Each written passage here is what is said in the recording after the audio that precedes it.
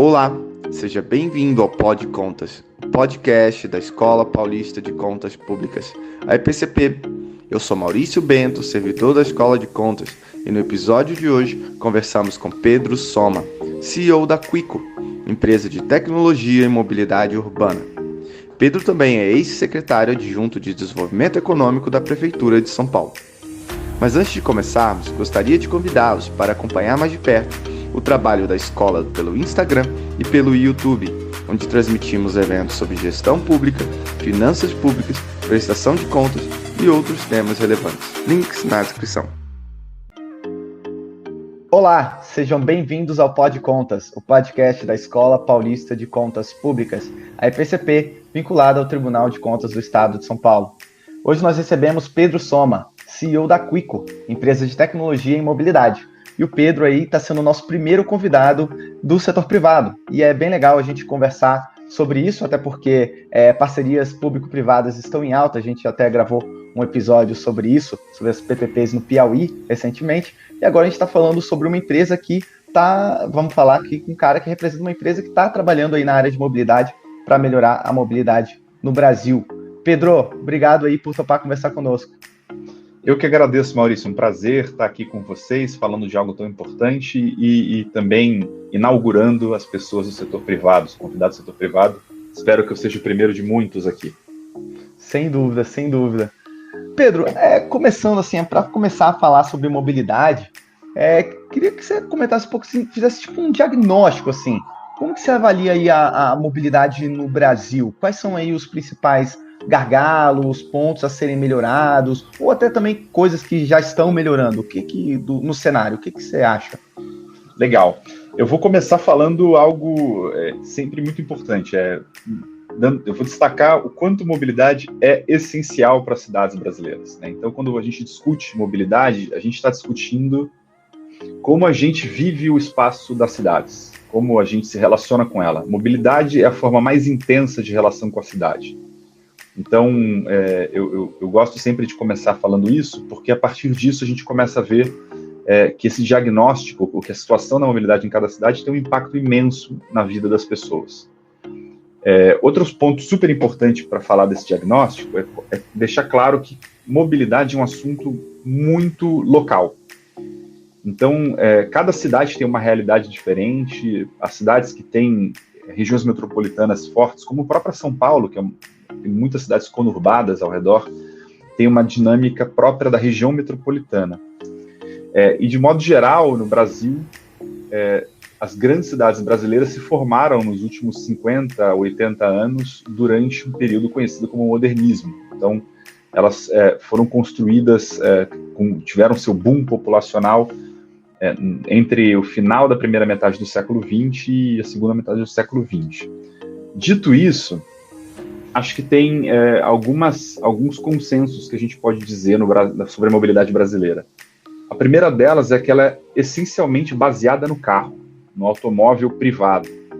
Isso está muito relacionado à indústria brasileira, ter sempre uma predisposição a trabalhar com automóvel, mas também ao carro estar associado ao progresso, né? Então é muito comum nas cidades brasileiras a gente ter grandes espaços ocupados, cidades muito, muito vastas, pouco densas, o que gera, por exemplo, um fenômeno tradicional das cidades brasileiras, que é o trânsito, né? Então, a gente tem cidades imensas, como São Paulo. A região metropolitana de São Paulo tem 24 milhões de habitantes, por aí, e mais ou menos 40% dessas pessoas têm um carro. Então, você imagina o que é essa quantidade de carros querendo circular todo dia nas cidades.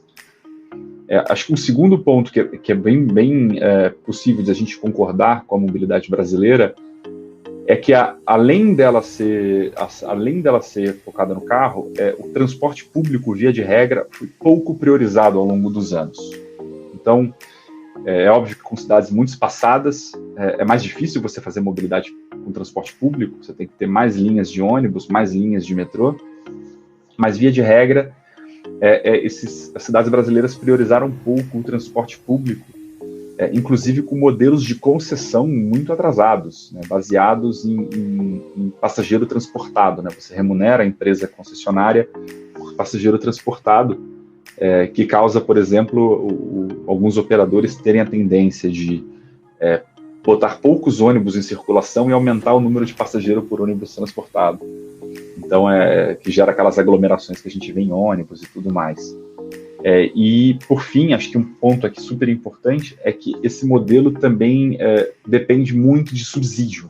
Então, cidades em que existe um subsídio ao transporte público costumam ter uma operação um pouco melhor daquelas que não têm. Então, isso está associado também à qualidade da concessão.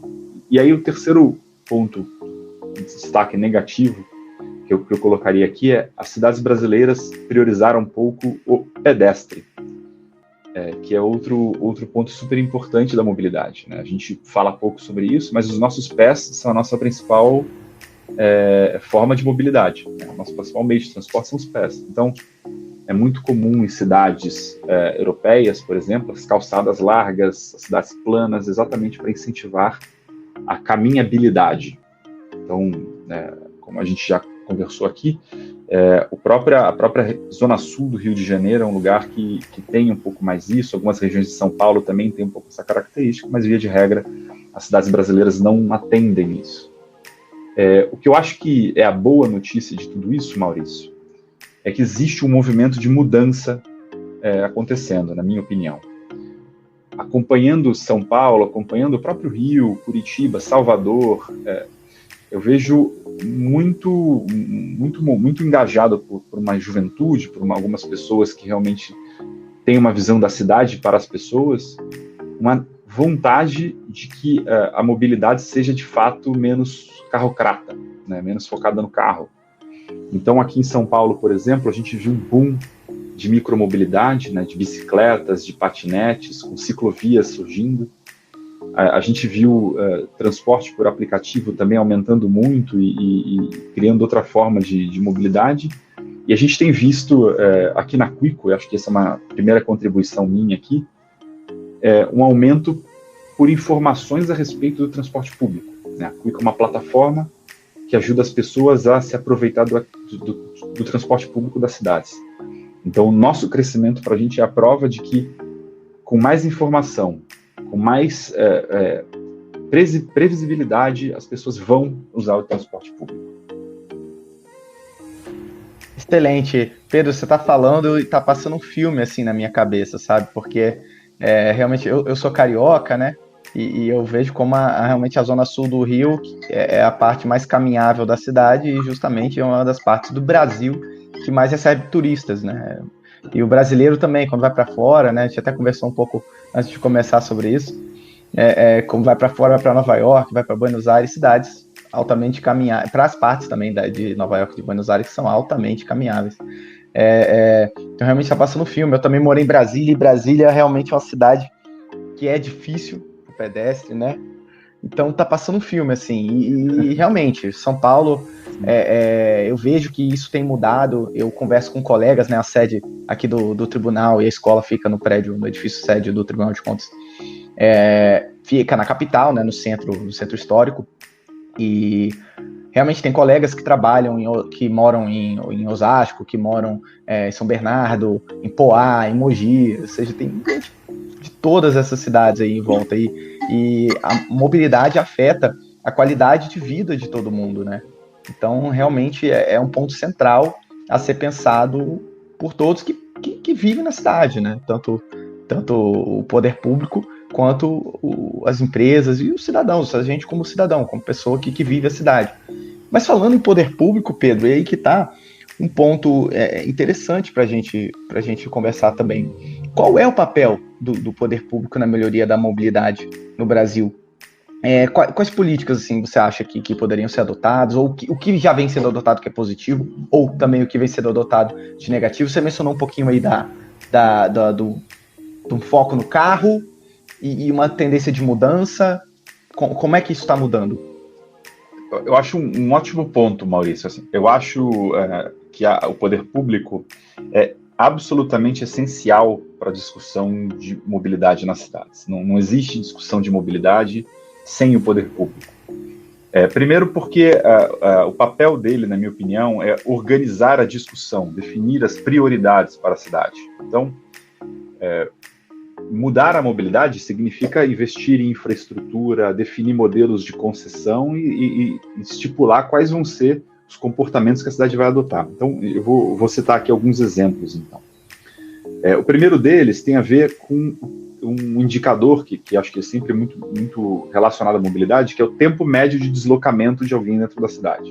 Então, vou me imaginar aqui uma pessoa que precisa sair da Zona Sul de São Paulo, de Parelheiros, né, que é um dos, já mais para o final da Zona Sul, e chegar no Tribunal de Contas, ali no Centro Histórico. Essa pessoa vai levar 1h30, 2.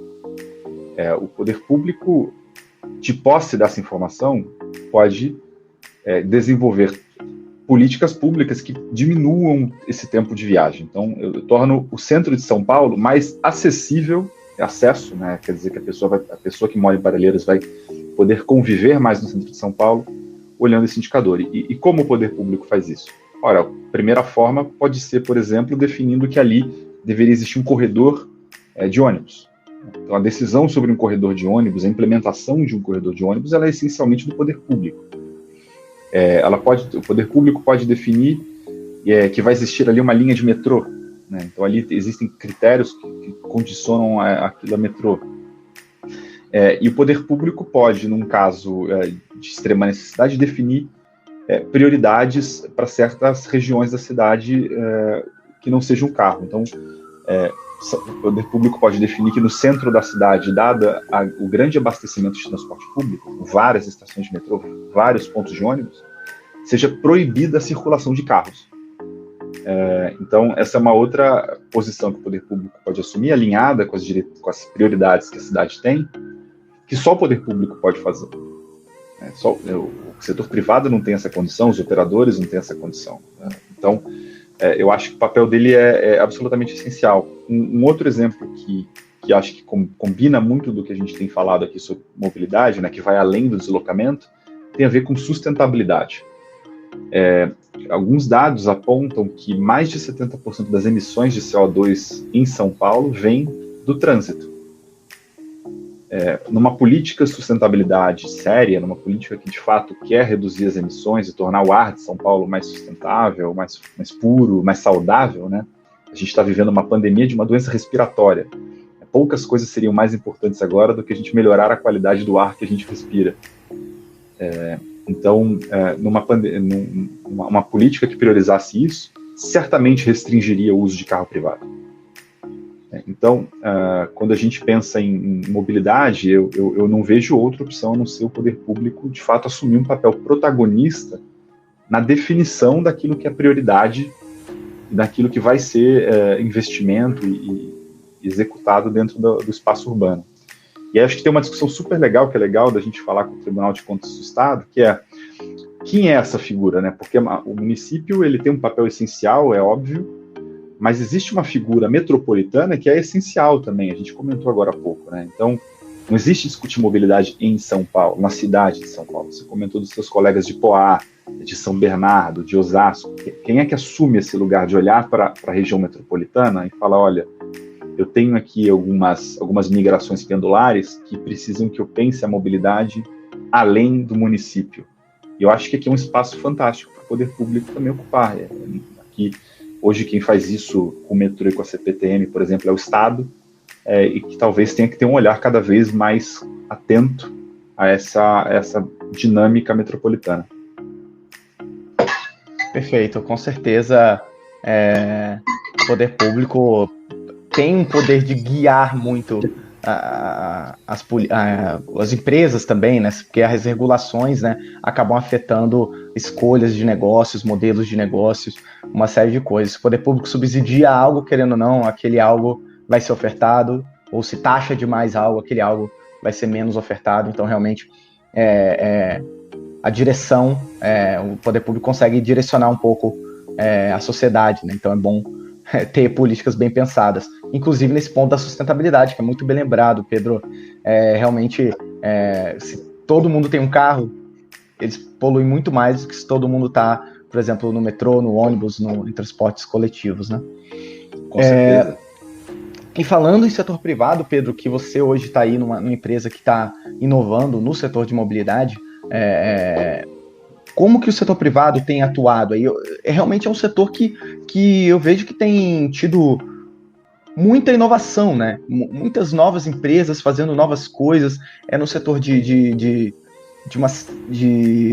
entrega, transporte individual, transporte coletivo, uma série de aplicativos, de empresas inovando nesse setor, né? Então, como você vê aí essa questão do papel do setor privado na mobilidade? Eu acho que o setor privado ele tem uma oportunidade que o setor público tem menos, que é a de criar, né? Então, o setor privado ele tem uma liberdade criativa que é enorme. E eu acho que nos motiva, principalmente em startup, quando a gente fala de tecnologia, quando a gente fala do que a Quico está trabalhando hoje, é de fato pensar soluções, desenvolver soluções para melhorar a vida das pessoas. E a gente usa muito a tecnologia e a inovação para fazer isso. Então, nos últimos anos, acho que o surgimento e a disseminação de algumas tecnologias fizeram muita diferença para a gente no setor privado. Como, por exemplo, a disseminação da tecnologia mobile, né? Então, hoje, praticamente todo mundo no Brasil tem um celular. E tem ali algum plano de internet, tem GPS, tem uma série de elementos que são super importantes. E daí, acho que surgem soluções pensadas para resolver problemas. Então, na minha opinião, o papel do setor privado, ou o setor privado que vai ser bem sucedido, é aquele que, de fato, conseguir desenvolver soluções com criatividade que resolvam problemas reais das pessoas. E eu acho muito legal quando você coloca, Maurício, que, de fato, teve muita inovação na mobilidade. Teve muita solução de mobilidade surgindo. É porque, provavelmente, tem muito problema na mobilidade. Então se a mobilidade virou um celeiro de inovação, é porque provavelmente tem muita gente sofrendo na mobilidade hoje. E eu concordo com você, né? A gente viu vários aplicativos alguns deles priorizam o carro, né? A gente ainda tem transporte por aplicativo usando carro, mas tem outras inovações super pertinentes, como as que usam dados abertos do transporte público, que é um assunto que eu acho que vale muito a pena falar, que é a disseminação da informação para que as pessoas priorizem o transporte público. Hoje a Quico, por exemplo, tem a localização de todos os ônibus em tempo real na cidade de São Paulo, porque a Prefeitura de São Paulo abriu esse dado e permitiu que a Quico desenvolvesse uma solução criativa para isso. Então, eu acho que a política de dados abertos permite muito esse tipo de solução. Mas, para além disso, o setor privado também desenvolver outras soluções, como, por exemplo, meios de pagamento mais modernos, né? Então, hoje, em São Paulo, ou em várias cidades do Brasil, a gente ainda está dependendo de um cartão de transporte, mas esse cartão pode ser, por exemplo, digital. A gente pode pensar outras formas de acessibilizar o pagamento para as pessoas. Então, eu obviamente, tenho aqui o meu viés de quem trabalha com mobilidade e inovação no transporte público, mas eu realmente acho que o setor privado tem a capacidade de inovar e testar e levar a mercado isso com muito mais facilidade que o setor público. Mas no final do dia a gente conta sempre com a abertura do setor público e com a vontade do setor público de também impactar a vida das pessoas para desenvolver essas soluções. Como eu comentei, eu acho que esse é um exemplo fantástico. A política de dados abertos da cidade de São Paulo permitiu que a gente desenvolva essas soluções. E acho que aqui tem um outro ponto que vale a pena falar. Essas soluções, elas melhoram a vida das pessoas, mas elas melhoram a vida do setor público também. Então, a partir do momento que o setor público acessa os dados, as informações que esses aplicativos, que essas empresas geram, ele também pode ser mais eficiente. Ele também pode ter mais transparência nos dados, né? Um assunto que é super importante para o setor público, transparência. Com todos os ônibus sendo monitorados em GPS, com os usuários podendo dar feedbacks, apertar lá um botão e dizer se o ônibus está lotado, apertar outro botão e dizer se o ônibus não passou, a capacidade do Estado de fiscalizar, de monitorar a operação do serviço público que ela está oferecendo aumenta drasticamente também. E tem um exemplo que eu acho super legal de falar, que é o Rio. O Rio tem um departamento, né, uma organização que chama COR, Centro de Operações Rio. E eles concentram ali absolutamente todos os dados da cidade do Rio de Janeiro, em especial mobilidade. Então, eles conseguem dizer em tempo real que ruas estão engarrafadas, que ônibus estão tendo problemas, que ônibus não saíram da garagem. Então, eles têm uma autonomia muito grande para, por exemplo, alterar a rota do ônibus se for necessário, ou eventualmente fazer algum outro tipo de ajuste na alteração de mobilidade deles. Então, eu acho que o setor privado tem esse acesso a essa tecnologia, tem mais liberdade para trabalhar, mas eu gosto muito de ressaltar o quanto eu acho que isso pode ser exponencial quando em parceria com o setor público. Pedro, incrível, você falou sobre transparência, eu achei interessante porque transparência é um valor central para nós, né? Uma das coisas principais assim, que o Tribunal de Contas sempre incentiva prefeituras, o governo estadual, todos os órgãos públicos, né? É ser transparente. Mas o viés normalmente é de prestação de contas, de falar, olha, os órgãos públicos, os servidores públicos, todos têm que prestar contas, têm que botar transparência para mostrar para o cidadão como que os recursos públicos estão sendo gastos, né? Então, transparência é um valor central para nós, mas você acha que deu um outro lado, né? Falar assim, olha, não só é uma prestação de contas, mas essa transparência também possibilita a criação de coisas, né? Então, ela gera um valor, né? Gera um valor novo, e isso é incrível. Eu acho que talvez algo que a gente possa incorporar no nosso linguajar. Falar, olha, prefeituras do estado de São Paulo, sejam transparentes aí com seus dados, que vocês podem acabar recebendo, de certa forma, um suporte, né? Porque, de certa forma, as empresas que desenvolvem soluções com os dados que recebem do poder público estão ajudando as prefeituras, o governo do estado, sem necessariamente a prefeitura nem pagar por isso, né? Certamente. Então, realmente é algo... Para dar um exemplo, incrível, mas né? eu gosto muito desse assunto, porque é uma visão que a transparência gera valor. Achei que você foi perfeito na sua frase. E eu gosto para mim, um exemplo mais relevante no mundo hoje é Londres. A TfL, que é o Departamento de Transporte de Londres, abriu os dados de mobilidade em 2016, 2017, e só em um ano surgiram mais de 500 soluções novas para a população. Em um ano, 500 soluções novas, mais de 500 soluções. Isso é melhoria na qualidade de vida do cidadão, isso é economia para o setor público, isso é transparência para a gestão pública, e isso é valor para a economia, né? Essas soluções são startups, são empresas que também aumentaram de valor, geraram empregos, e um dado muito legal que eles fizeram é a economia de tempo gerada pelas soluções para os londrinos foi de mais de £1 milhão, né? Assim, então, o impacto dessas soluções e da transparência na vida das pessoas é realmente imenso, e não só como fiscalização, mas gerando valor. Então, eu estou super de acordo. Excelente. A gente vai incorporar. Sempre que eu tiver, assim, a gente vai conversar sobre isso. Transparência, tem que dobrar a aposta na transparência, né? Com certeza.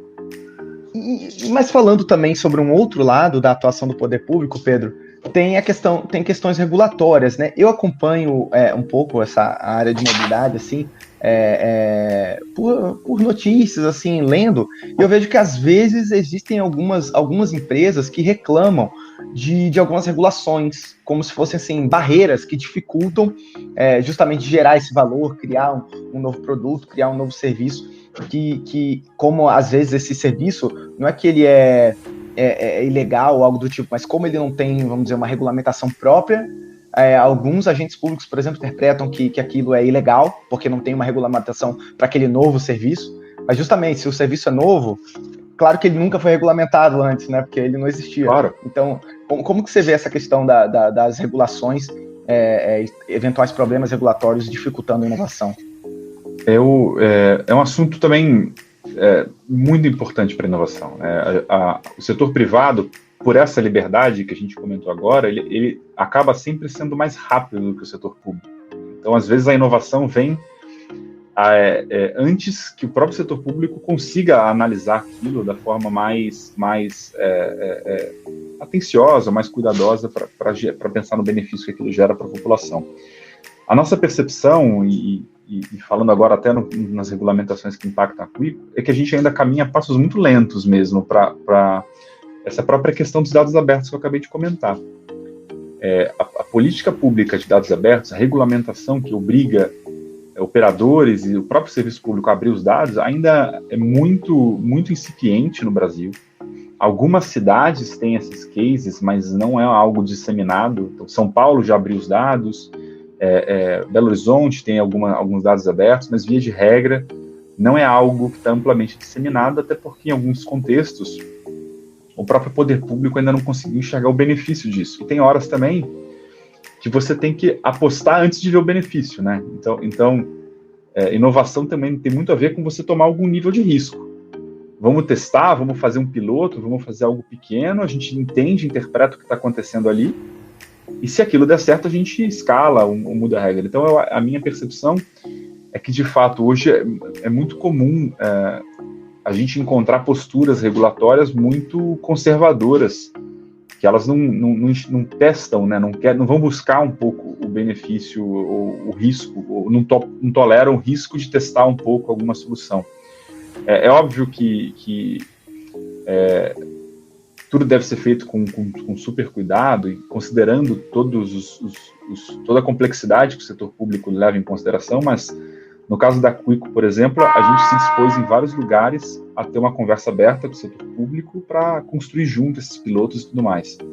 Hoje, a gente tem visto um pouco mais de abertura, mas ainda é algo isolado e pontual, Maurício. Acho que até algo que acho que é uma oportunidade bacana aqui nesse podcast, com a turma que está nos ouvindo, de falar do quanto, de fato, alguns riscos controlados em pequena escala podem mostrar benefícios imensos para o poder público em vários aspectos. Com certeza. Então, realmente, eu acho que a expressão é ter uma postura aberta, né? Assim, ser aberto a essas novidades, essas iniciativas, e porque realmente nem tudo vai dar certo, mas as que derem certo podem dar muito certo e impactar muito a vida das pessoas, como a Quico, né? E aí eu queria falar um pouco da Quico, Pedro. Como que a Quico vem atuando aí, né, no setor de mobilidade no Brasil? Né, em quais cidades e como que também muda um pouco de cidade para cidade, tem uma cidade que está mais aberta, outras que estão mais fechadas, como que vocês vêm atuando aí no setor? Não, super legal. A Quico, de fato, a gente tem visto casos muito legais em várias cidades. A gente lançou a primeira versão do aplicativo, Maurício, em novembro de 2019, só em São Paulo. Obviamente, a pandemia nos impactou muito também, né? Dentre todos os setores, a mobilidade foi um dos que mais sofreu com a quarentena e super compreensível esse gesto. Acho que faz sentido a gente se preservar no momento de pandemia, mas obviamente a gente também pensa como trabalhar a mobilidade nesse período. E graças ali à nossa criatividade, a gente conseguiu se adaptar para ajudar quem está na rua. A gente sabe que os trabalhadores dos serviços essenciais, uma série de pessoas ainda precisou se deslocar. Esse número de pessoas em São Paulo é grande, o que justificou um crescimento da Quico de mais de 13 vezes em 2020. Então, é um número que a gente gosta de falar, a gente cresceu muito em 2020, mesmo com uma quarentena, exatamente ajudando quem ainda está na rua nos serviços essenciais. E a gente, nesse crescimento, também decidiu expandir e ir para outras cidades. Então, além de São Paulo, hoje a Quico está no Rio de Janeiro, em Belo Horizonte, em Salvador, em Porto Alegre, em Curitiba, em Fortaleza e Campinas. Então a gente já tem algumas cidades aí dentro de casa. Em todas elas a discussão é local, né? Então, como eu comentei, não dá para ter um produto só, em cada lugar a Quico é diferente. A Quico hoje conecta vários serviços dentro da plataforma. Então, se você abrir o app da Quico em São Paulo, você vai encontrar bicicleta, você vai encontrar metrô, trem, carro por aplicativo, mas também vai encontrar aluguel de guarda-chuva, vai encontrar aluguel de power bank, né, para carregar o celular. Então a gente conecta tudo aquilo que faz sentido para a sua jornada no dia a dia, de acordo com a sua localização. E acho que tem duas cidades que para a gente estão sendo realmente muito bacanas. Acho que a primeira delas, eu gosto muito de falar desse case, porque ela sai um pouco do eixo tradicional, que é Salvador. A gente está encontrando muita abertura em Salvador, uma turma que está a fim de arriscar e testar algumas coisas diferentes. E a gente lançou há mais ou menos 4 semanas, dentro do nosso app, uma função para recarregar o bilhete de transporte do Metrô Bahia. Então, uma parceria com o Metrô Bahia, a gente começou a trabalhar, inclusive, recarga de cartão de transporte, verificação de saldo. Então, a gente está começando a olhar para um outro elemento super importante da jornada de mobilidade das pessoas, que é pagamento. E a outra cidade que também a gente tem visto uma abertura grande é São Paulo. Naturalmente, São Paulo, até por já ter uma política de dados abertos, tem se colocado como alguém interessado em ver esse crescimento, né? Então, acho que das cidades que a gente tem visto hoje no Brasil, todas elas têm desafios imensos de mobilidade. E sem dúvida alguma, Maurício, as que estão mais abertas estão tendo mais sucesso em melhorar os indicadores. Perfeito. Agora, espero que cada vez mais cidades apostem nisso, né? Apostem em se abrir para novidades, para novas políticas e para novas tecnologias, né? Tanto abrir o setor público e inovar no setor privado. E nos dois, na realidade. Pedro, então, obrigadíssimo aí pela conversa, foi ótimo, é bem legal ouvir suas reflexões, assim, seus pontos. Como eu disse, você foi o nosso primeiro aí convidado do setor privado e realmente espero aumentar essa interlocução, porque parcerias são a chave aí do sucesso. Obrigadíssimo aí. Com certeza, Maurício, conta comigo, foi um grande prazer falar com você, espero que a turma do Pod Contas aí goste do que ouviu e também se inspire para abrir, inovar e construir parcerias. Então, conta com a gente, tamo junto.